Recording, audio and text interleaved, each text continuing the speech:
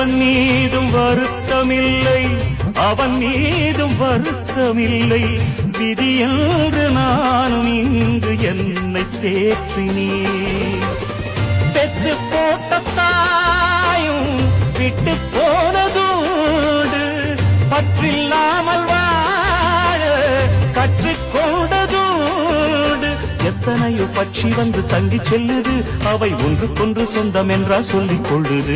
நான் பிறந்தது தனியா, மண்ணில் வளர்ந்தது தனியா, பிழைப்பது தனியா, உடல் உழைப்பது தனியா.